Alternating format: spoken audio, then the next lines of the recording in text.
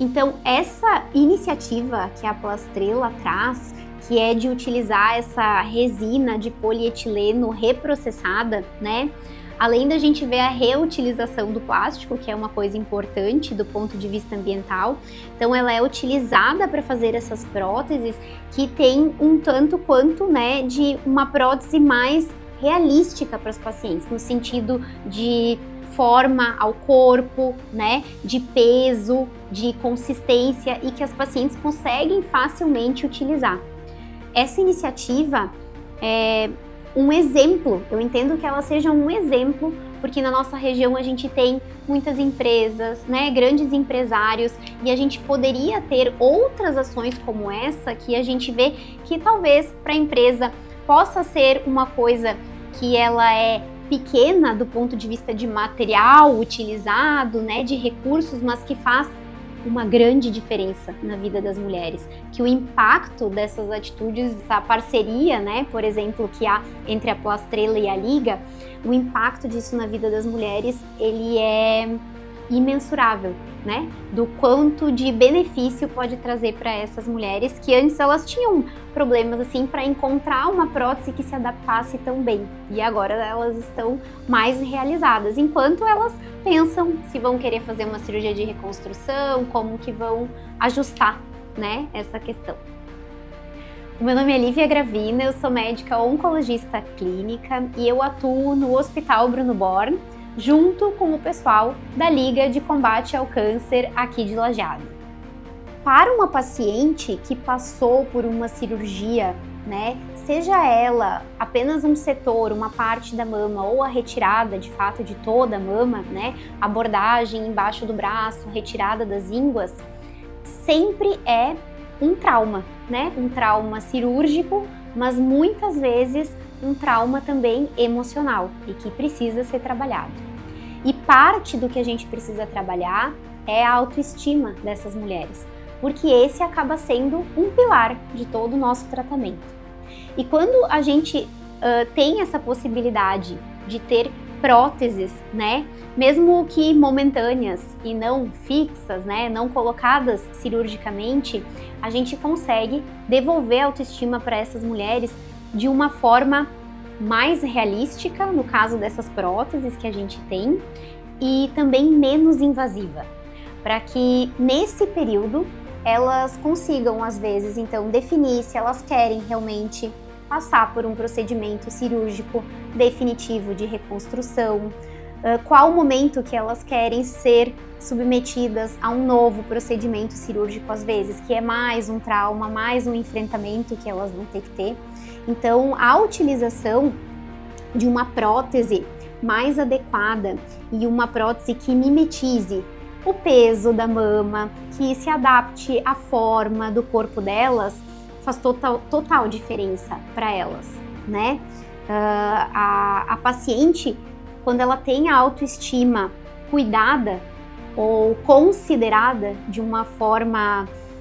mais genuína do ponto de vista do profissional médico, a gente sabe que isso pode ser um grande avanço para ela poder enfrentar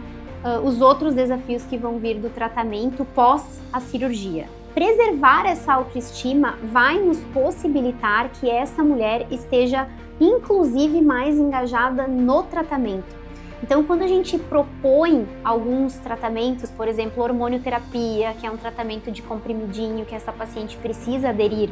atividade física, que essa paciente vai precisar se exercitar para diminuir a chance de recorrência do câncer, e ela está se sentindo,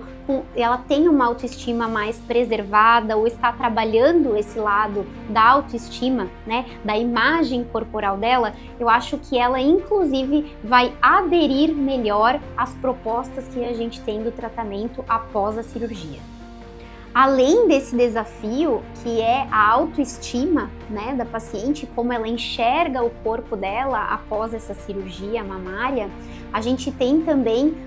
que eu acompanho, né, na prática clínica, é o desafio dessa paciente que estava imersa, né, em situações como consultas médicas com frequência, realização de exames, às vezes invasivos, como biópsias, realização da própria cirurgia, o pós-operatório, né, condições como, por exemplo, infundir, né, na veia um tratamento quando a gente precisa fazer quimioterapia, o fato de tomar todo o remédio todos os dias. Quando ela começa a criar, né, a rotina do remedinho, da hormonioterapia todos os dias, e ela começa a dar como se fosse um encerramento a essa rotina toda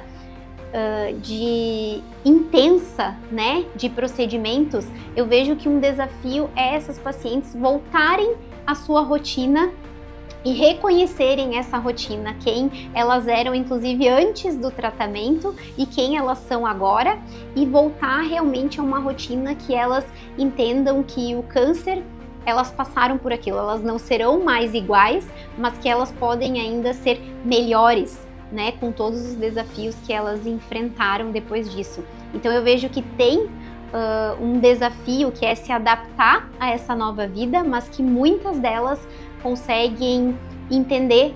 o papel que essa batalha trouxe para que elas colecionassem, inclusive, momentos de superação. A mensagem que precisa ficar dessa parceria, né, e o que isso reflete é o quanto a gente tem, né, um mundo de oportunidades na trajetória dessas mulheres, desde o ponto que essas mulheres precisam fazer a prevenção, ter acesso à mamografia, até pequenos procedimentos como biópsias ou procedimentos maiores que já são a cirurgia, né, de mastectomia, no pós-operatório, durante o tratamento e também nesse momento que é o impacto de todo o tratamento na vida da mulher, né, e como ela vai ser seguida. Então, quantas oportunidades a gente tem em todos esses momentos, né, da trajetória das pacientes para poder agir, criar mais parcerias, né, colaborações entre empresas,